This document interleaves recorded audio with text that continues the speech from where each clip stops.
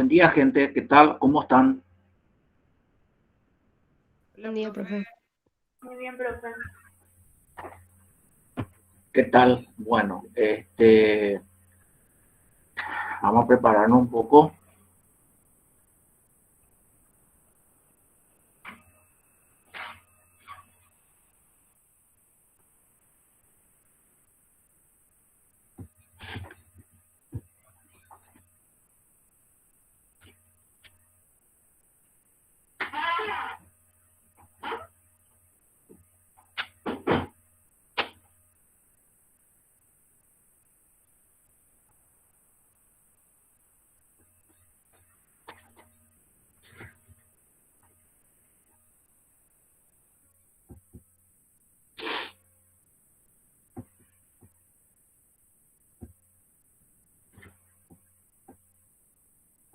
Bueno, podemos comenzar, ¿verdad?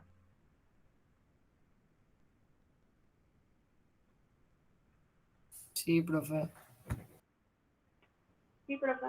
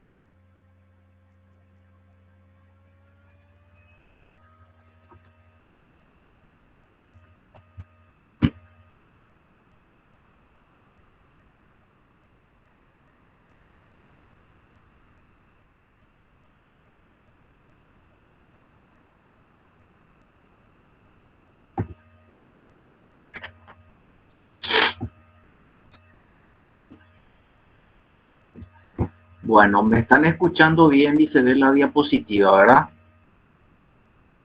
Sí, profe. Sí, profe. Perfecto. Bueno, eh, bueno, gente, vamos a comenzar entonces nuestra clase de hoy. Vamos a hablar entonces un poco de algunas patologías del intestino delgado, principalmente los divertículos y algunos pólipos del intestino delgado. Bueno, a modo recordatorio, un poco de anatomía, ¿verdad? Brevemente, nada más para recordar, ¿verdad? Dónde, qué estructuras, entonces, son partes del intestino delgado.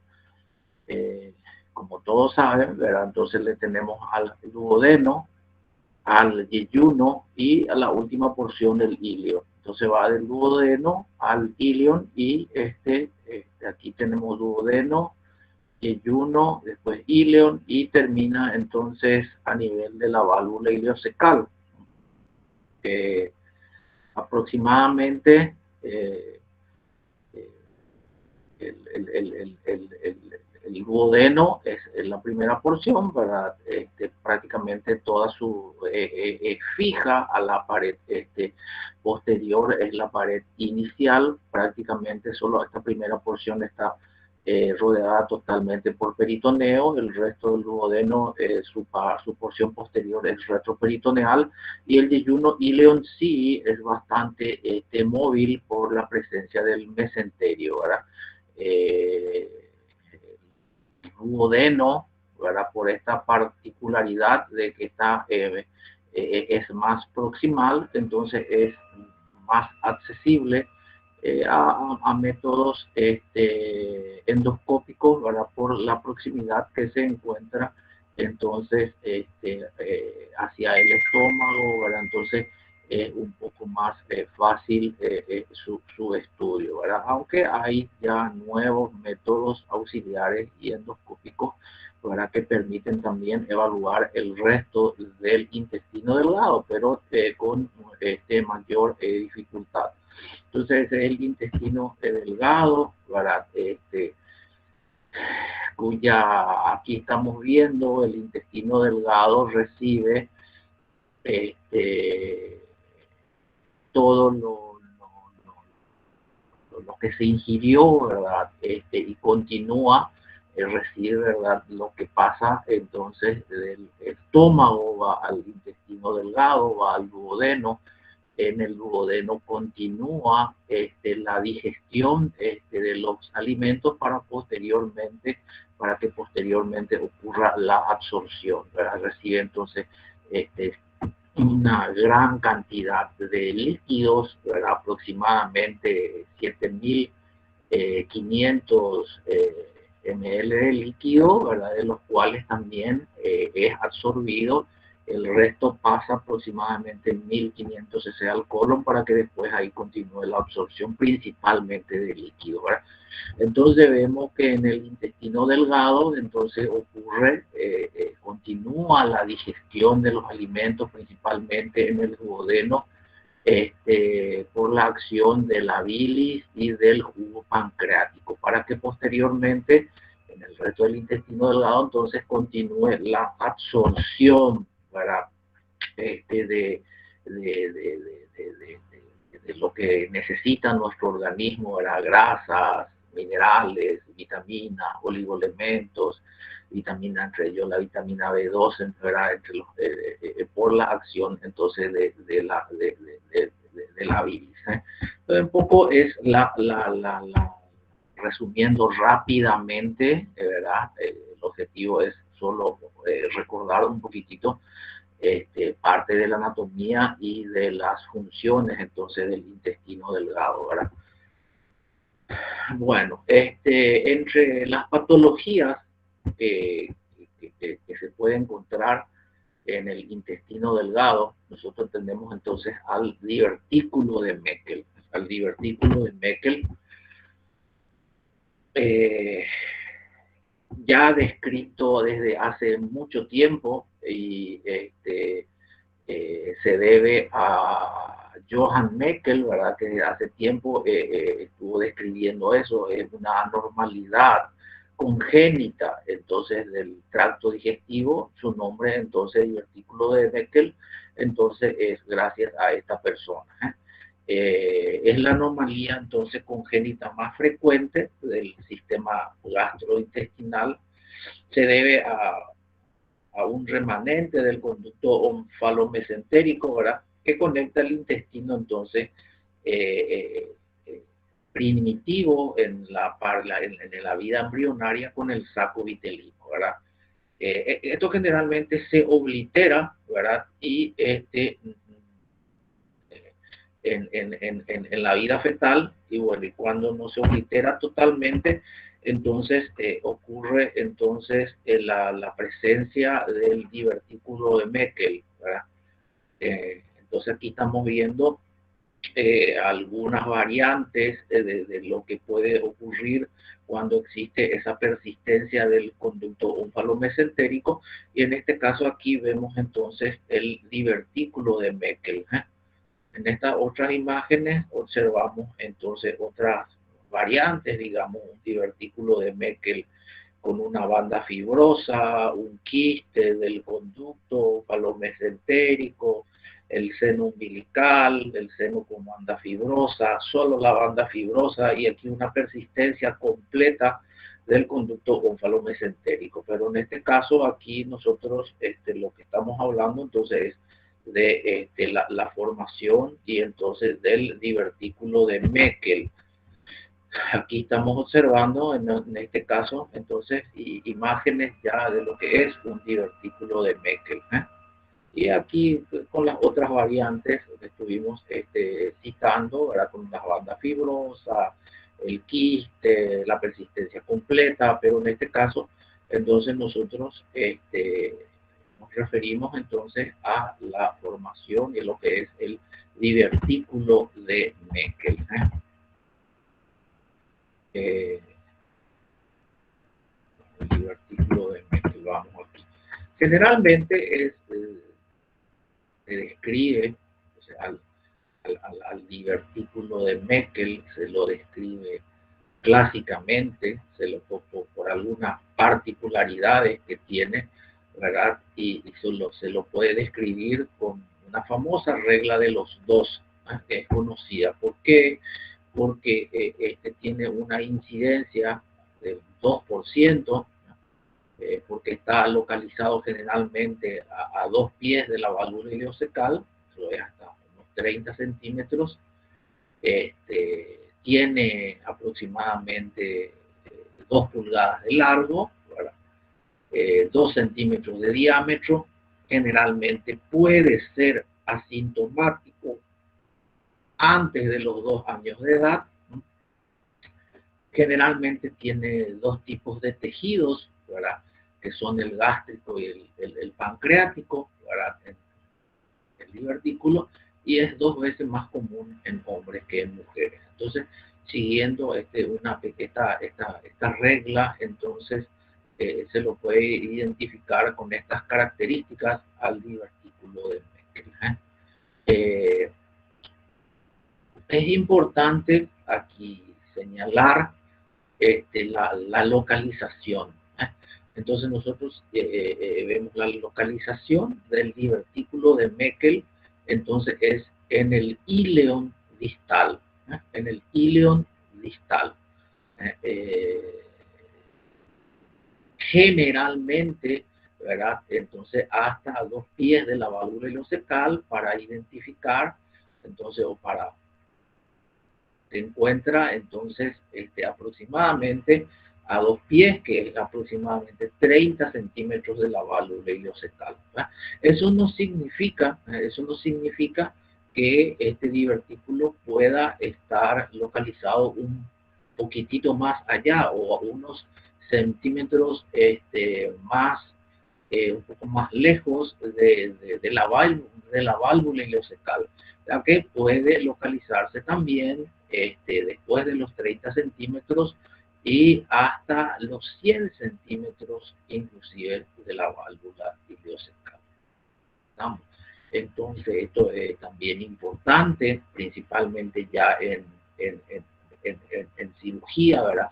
Porque si uno quiere explorar, ver la posibilidad de encontrar un divertículo de Meckel, entonces hay que explorar los 100 centímetros, ¿verdad?, hasta 100 centímetros de la válvula ileocecal. O sea que uno va hasta la válvula ileocecal, en la unión del íleon con el ciego, y de ahí entonces ir proximalmente hasta 100 centímetros explorando entonces para verificar la presencia o no de un divertículo de Meckel. Entonces generalmente hasta los 30 centímetros, pero donde es mucho más frecuente, ¿verdad?, pero no olvidar que puede encontrarse inclusive hasta 100 centímetros de la válvula ileocecal, ¿verdad?, en el íleon, por supuesto, ir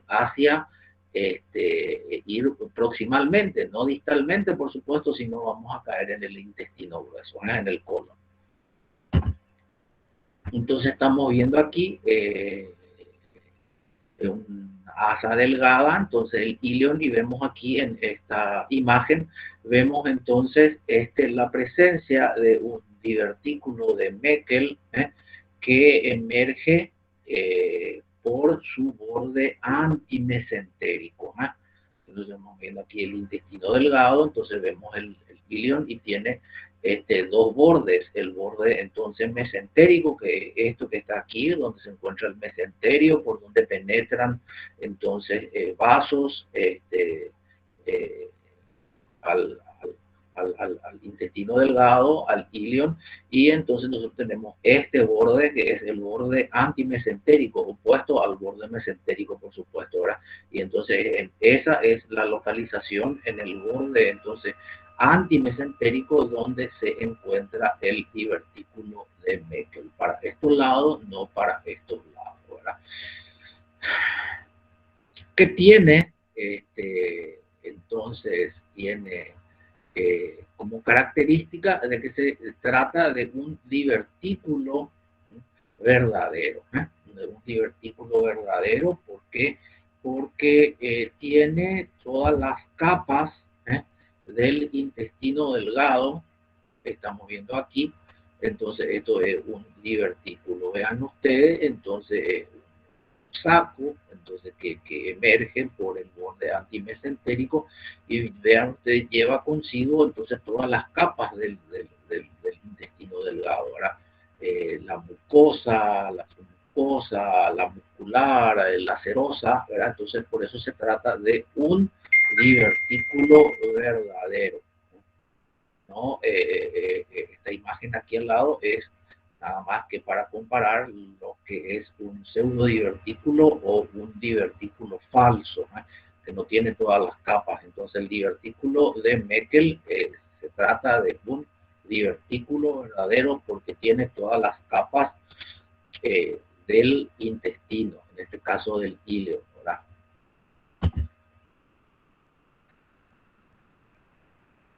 En este caso aquí estamos viendo ya la imagen de una pieza de anatomía patológica, ¿verdad?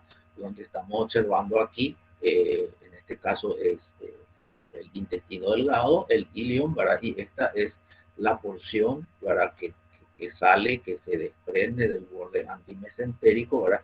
En este caso corresponde entonces a un divertículo, entonces es una pieza anatómica de un divertículo de Meckel.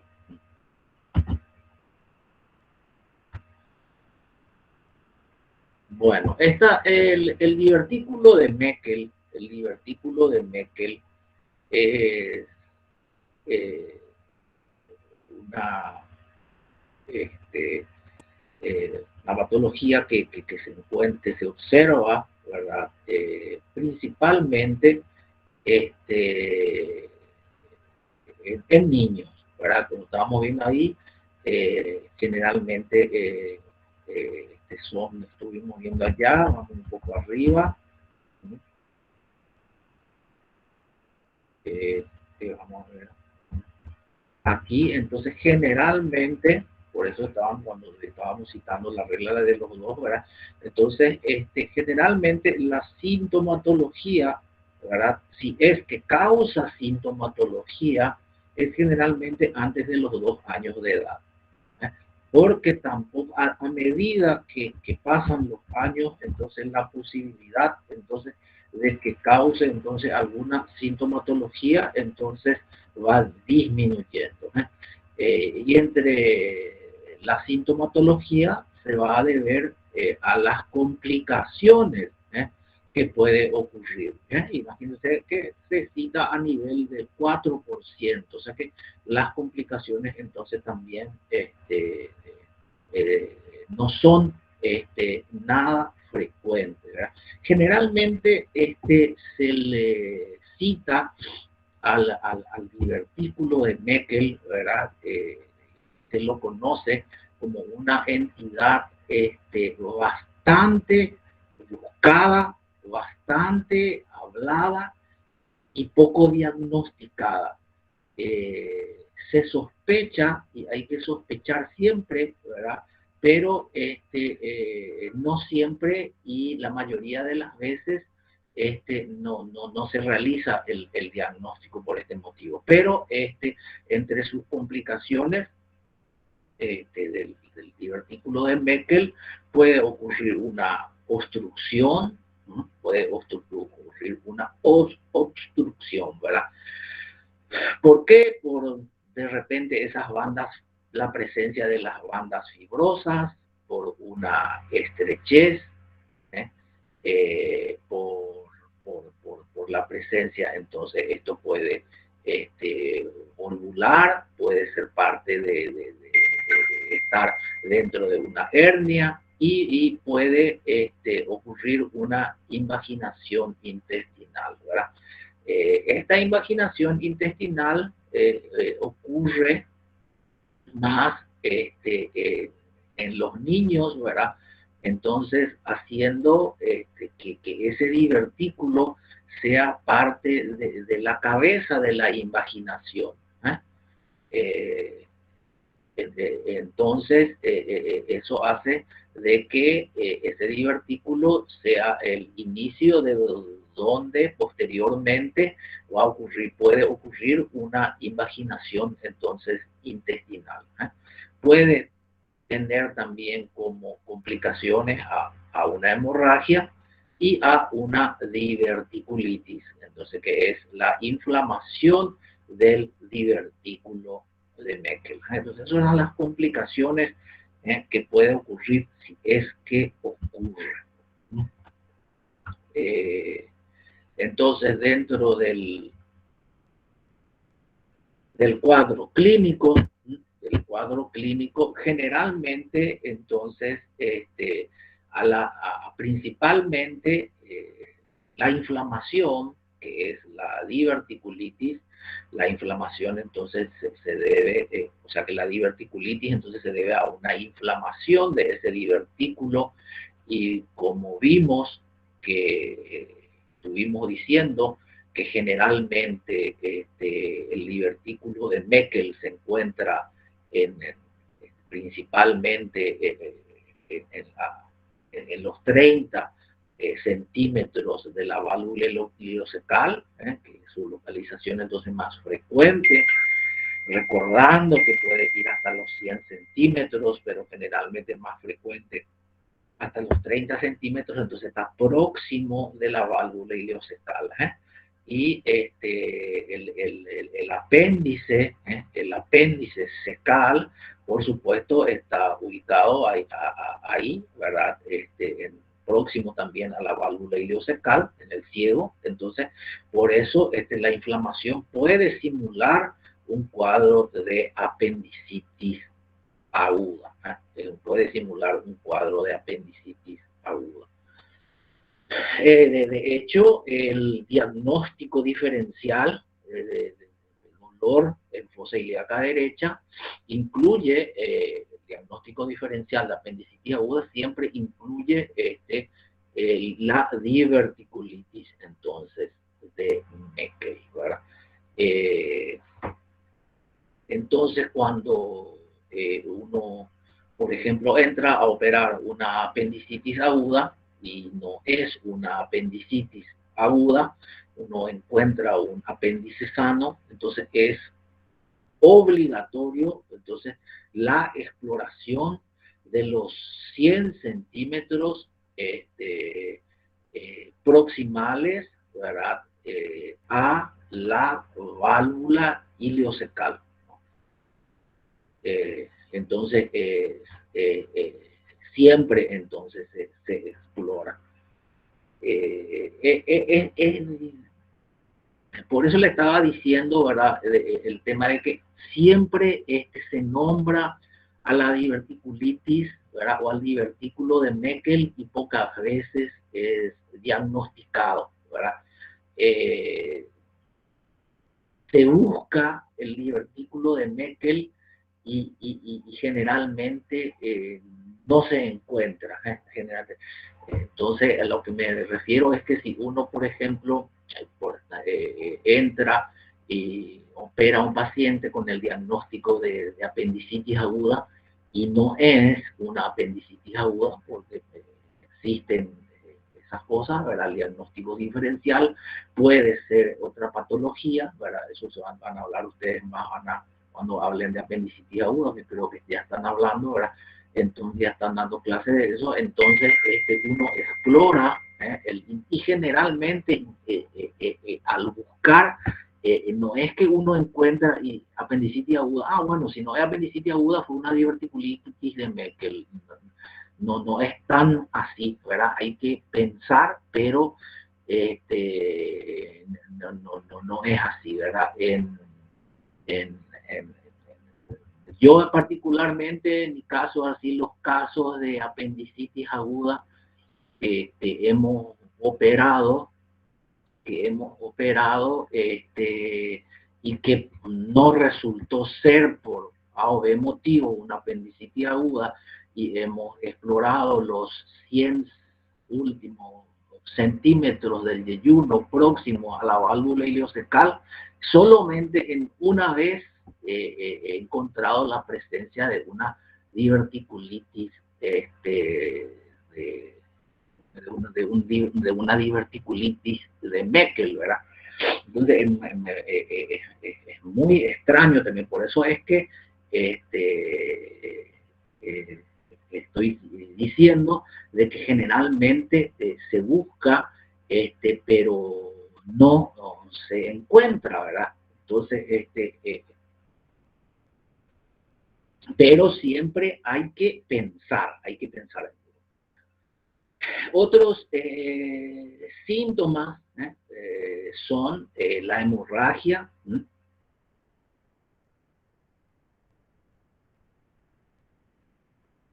Otros síntomas son la hemorragia, que puede traducirse, entonces, o puede presentarse entonces, una rectorragia o una hematoquesia. O sea que el divertículo entonces se puede inflamar, como ya lo estábamos diciendo, y puede entonces sangrar, puede sangrar.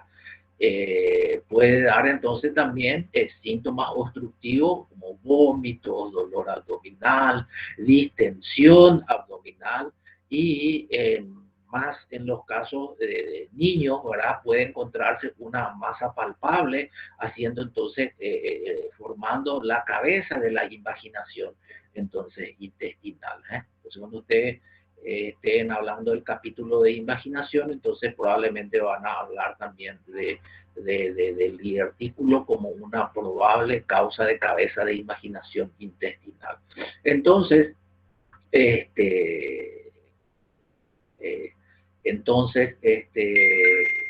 tenemos, ¿verdad?, que el cuadro clínico entonces puede verse a hemorragias, síntomas obstructivos y a inflamación entonces del divertículo, que puede dar entonces un dolor en fosa ilíaca derecha. Asintomáticos, el hallazgo casual. Es un hallazgo entonces accidental,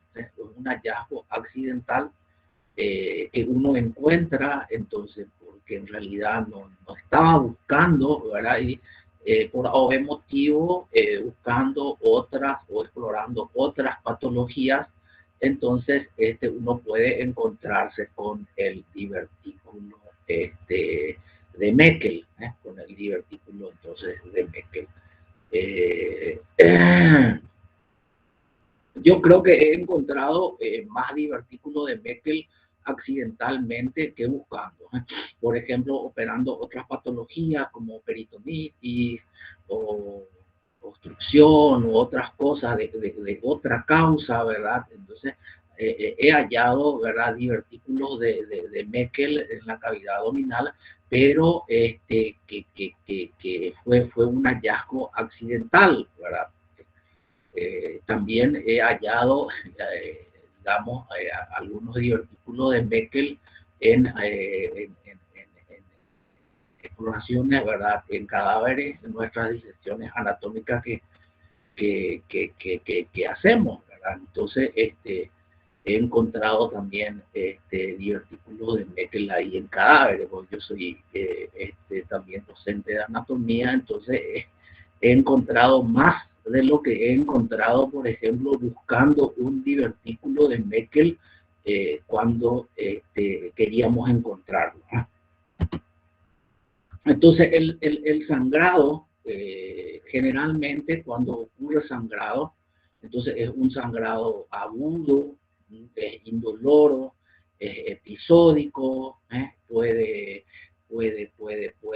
entonces, como dijimos, se puede presentar en los niños como hematoquesia, generalmente sangre entonces mezclada con las heces, y en los adultos entonces pueden presentar entonces melena.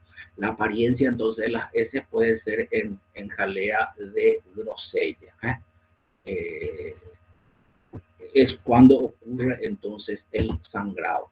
Y la inflamación, entonces, sí, entonces como estábamos diciendo, generalmente puede ocurrir ahí, entonces, dolor en fosa ilíaca derecha, como estábamos hablando, ¿verdad? Aquí estamos viendo entonces la presencia de un divertículo. En este caso ven aquí con cambios entonces de coloración, aumentado, con signos entonces inflamatorios, con signos inflamatorios aquí en este caso también, puede perforarse inclusive.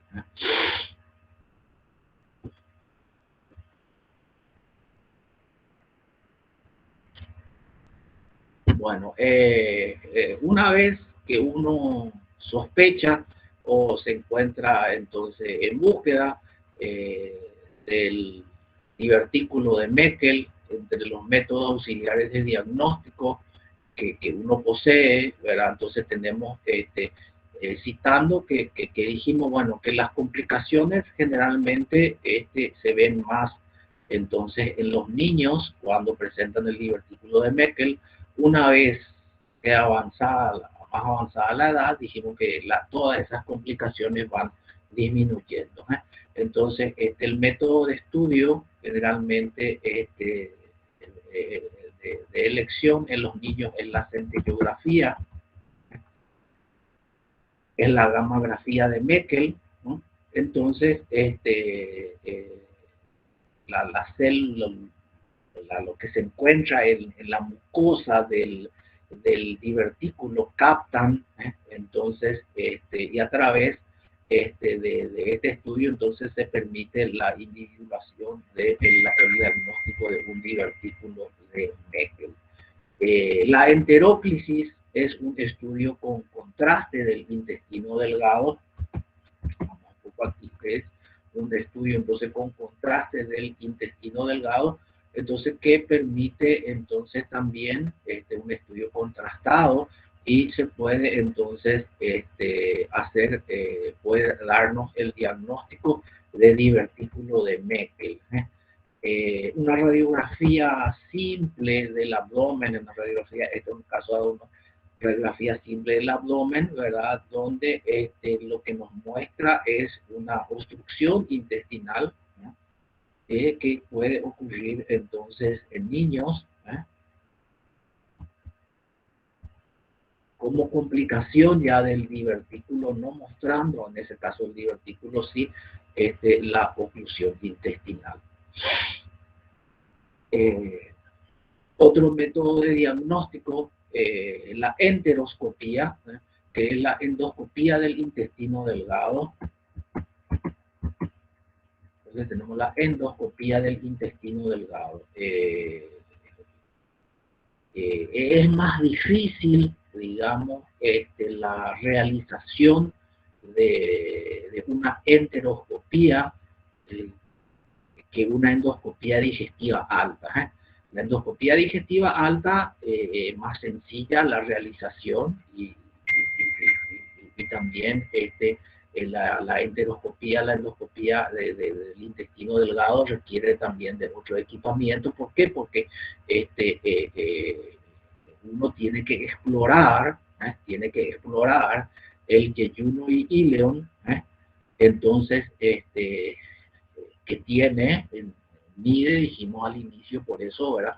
Aproximadamente 7 metros. Entonces es mucho intestino delgado que hay que explorar comparando lo que sería el duodeno, ¿verdad?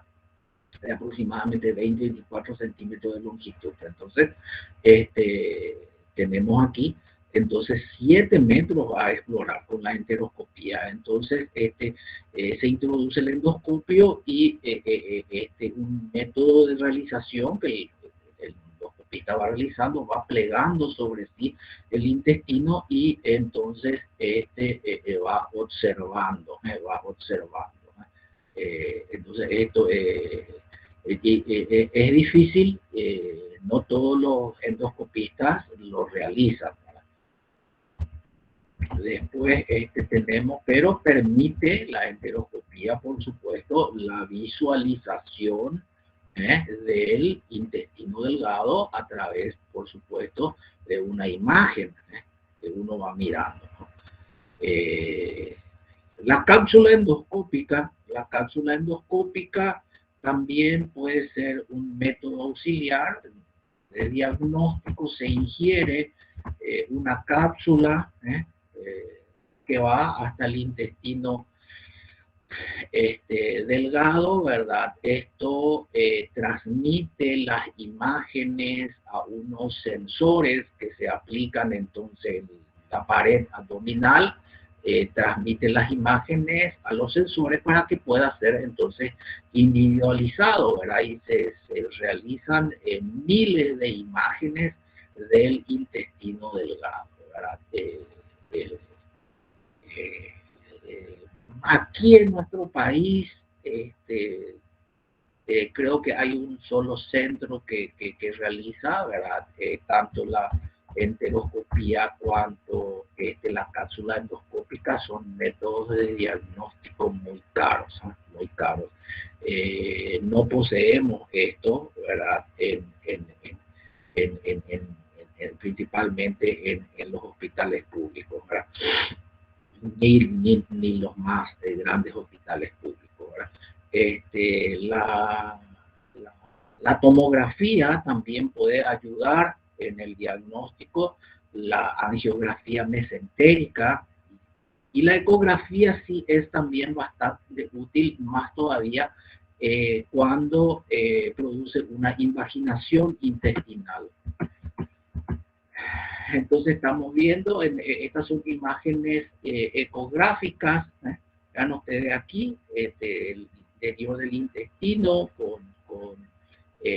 donde se desprende el divertículo. Aquí se ve una imagen entonces tubular, aquí también se observa, ¿no? Entonces puede ayudar en el diagnóstico entonces del divertículo de Meckel, dependiendo también de la experiencia del ecografista. Esta es una imagen, entonces, una cápsula endoscópica, ¿no? Haciendo entonces el diagnóstico de un divertículo de Meckel.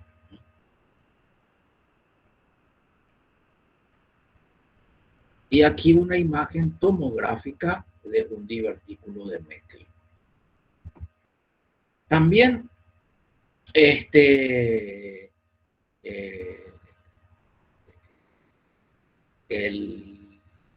diagnóstico puede ser a través de una laparoscopía, ¿verdad? De laparoscopía, la introducción entonces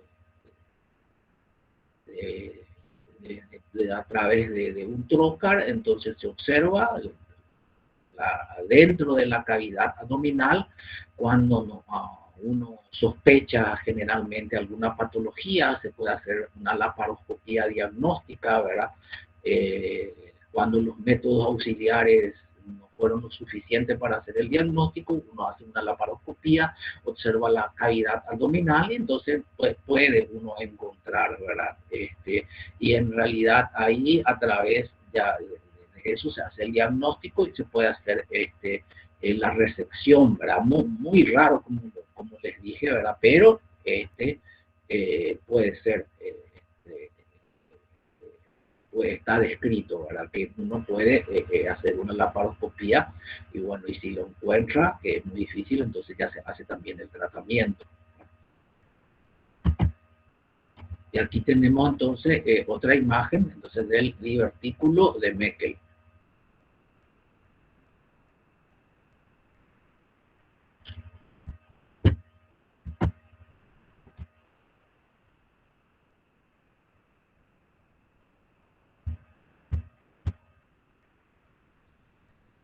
Bueno, es ya lo que le estaba comentando, ¿verdad?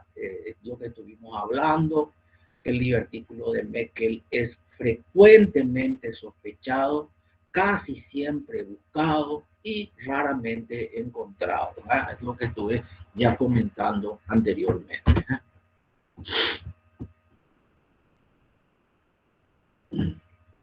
Bueno, los divertículos duodenales, ahora vamos a hablar un poco ya de los divertículos duodenales, son los divertículos entonces que se encuentran en el duodeno, son los divertículos que se encuentran en el duodeno.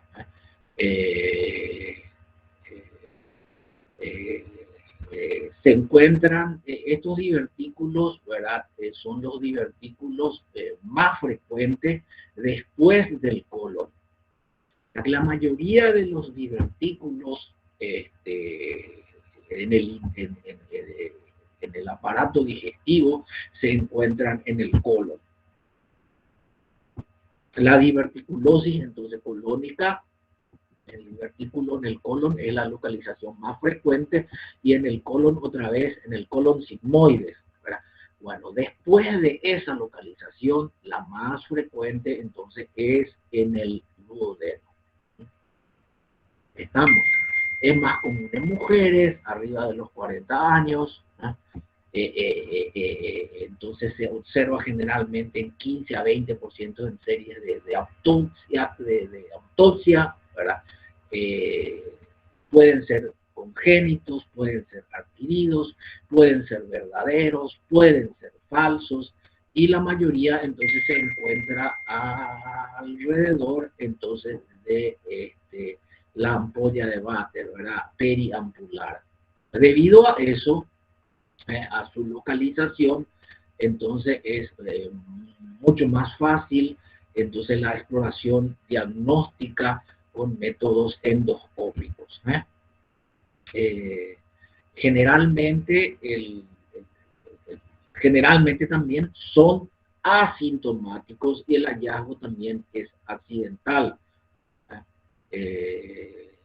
Un paciente que es sometido a una endoscopía, por ejemplo, digestiva alta por otro motivo, ¿verdad? Vamos a suponer por una hemorragia, y bueno, y el endoscopista puede hallarse con la presencia de un divertículo cuando existe, o sea que el hallazgo entonces puede ser accidental, la mayoría de las veces, ¿no? Puede ocasionar molestias epigástricas por localizarse entonces cerca de la ampolla de váter, entonces puede tener complicaciones como colangitis, pancreatitis, hemorragia, inflamación y perforación. Estamos por eso. Esto es muy raro.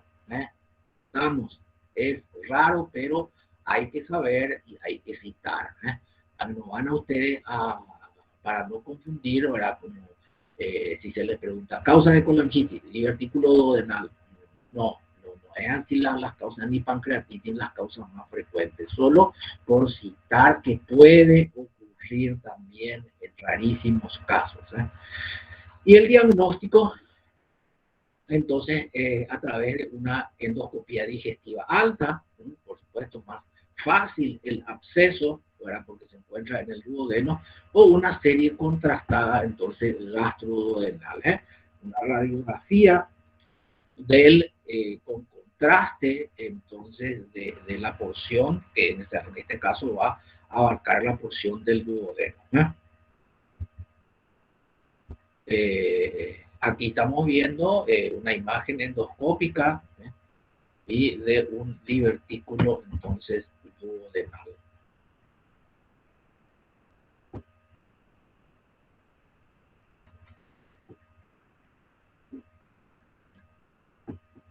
Bueno, existen también divertículos en el yeyuno y en el íleo, ¿verdad?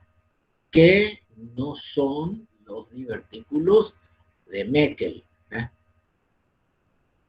Estamos. Estos son falsos divertículos. Más frecuentes son los que se encuentran en el yeyuno. Vean ustedes, es muy rara, en una serie de autopsias se encontró, es alrededor del 1%, y se encuentra más a partir de la sexta década de vida. Son también generalmente asintomáticos, generalmente encontrándose a partir de la sexta década de vida, son más adquiridos, y puede tener entonces también complicaciones como hemorragia, obstrucción, inflamación. Estamos, o sea que dentro del cuadro clínico puede haber síntomas obstructivos como dolor abdominal, distensión, náuseas, vómitos. La hemorragia puede producir melena, sangrado, hematoquesia, ¿verdad? La inflamación, por supuesto, puede producir dolor. Entonces, estos aún son, entonces, vean ustedes, más raros, ¿no? En cuanto a los métodos de diagnóstico, van a ser similares, ¿verdad? Una obstrucción, uno puede hacer el diagnóstico, ¿verdad?, a través de una radiografía, ¿verdad? Y uno sin hacer el diagnóstico, entonces opera una oclusión intestinal y puede encontrarse, ¿verdad?, raramente, entonces, por citar un ejemplo, que la causa fue un divertículo yeyunal o ileal, ¿verdad? Una hemorragia, entonces, generalmente, entonces puede diagnosticarse a través de lo que estuvimos nosotros hablando de una enteroscopía y más una cápsula endoscópica, ¿verdad? Y una inflamación, ¿verdad? Pero en estos casos, generalmente la hemorragia del intestino delgado es todo un reto, ¿eh?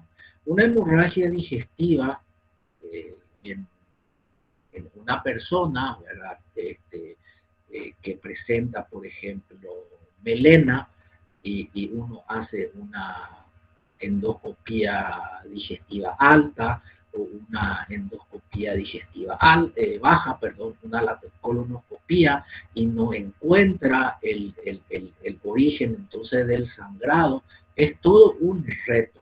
Es todo un reto porque se queda una porción no explorada de intestino, que en este caso es el yeyuno ileum, ¿eh?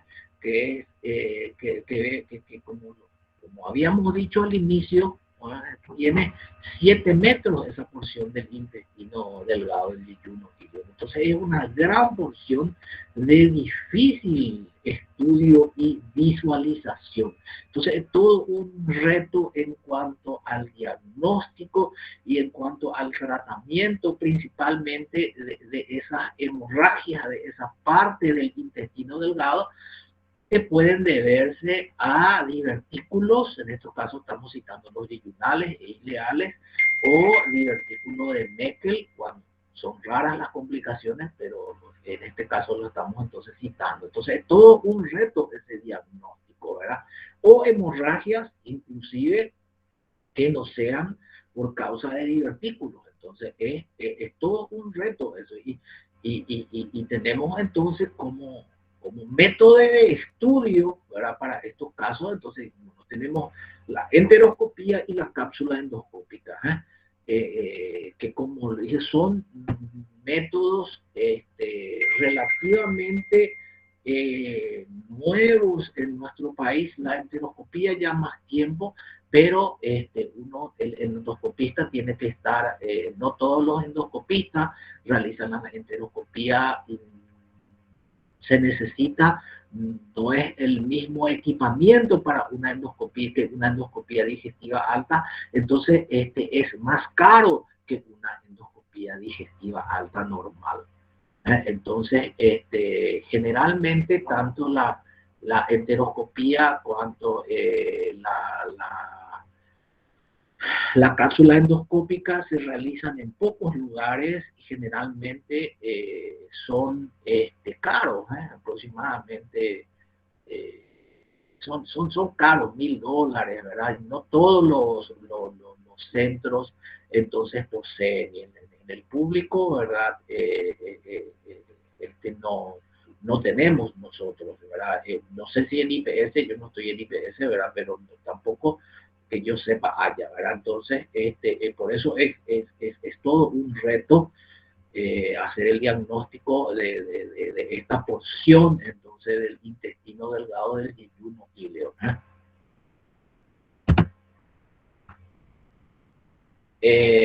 Bueno, en cuanto a los adenomas, entonces nosotros tenemos que los adenomas son pequeños tumores benignos, ¿verdad? En este caso, se localizan entonces en el intestino delgado. representa aproximadamente 15% de los tumores benignos del intestino delgado. La localización, tenemos aquí el 20% en el duodeno, 30% en el yeyuno, 50% entonces en el ileón. También la complicación que presentaría, ¿verdad?, este adenoma o los adenomas del intestino delgado es que pueden sangrar, pueden obstruir y servir entonces como un punto para una obstrucción intestinal. Generalmente son asintomáticos, generalmente se encuentran entonces en autopsias, y no tienen un alto potencial de malignidad, sí los adenomas vellosos que están asociados a una poliposis adenomatosa familiar, ¿verdad? Que tendrían un potencial maligno similar a los adenomas entonces del colon. Entonces también son raros, entonces, y el diagnóstico también entonces es todo un reto siempre, así como le estaba citando, ¿verdad? Y se podría realizar a través de una enteroscopía, de una cápsula endoscópica, y entonces son los métodos para hacer el diagnóstico.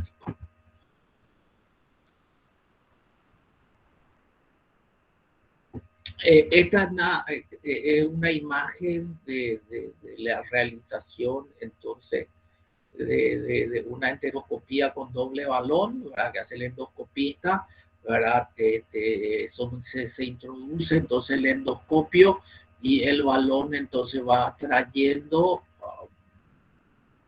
hacia donde se encuentra la cámara, va plegando para poder observar entonces toda la longitud del intestino delgado, la enteroscopía.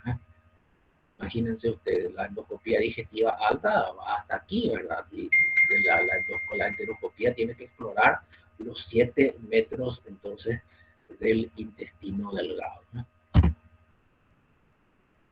Una imagen endoscópica, allá se ve el balón, ¿verdad? Es un método muy especializado, ¿verdad?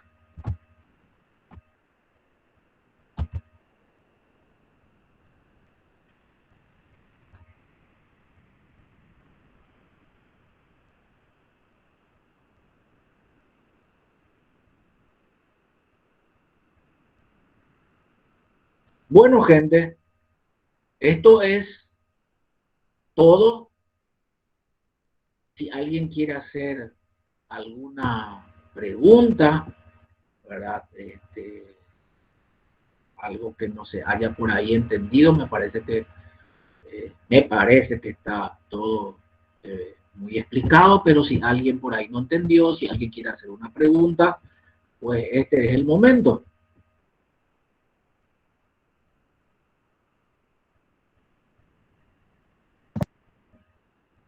Creo que está todo claro, profe. Bueno, bueno, si no hay preguntas, entonces veo gente que ya está saliendo luego. Bueno, estamos entonces, que tengan un buen fin de semana. Nos vemos en la próxima clase. Les voy a pasar a los delegados las clases. ¿Estamos?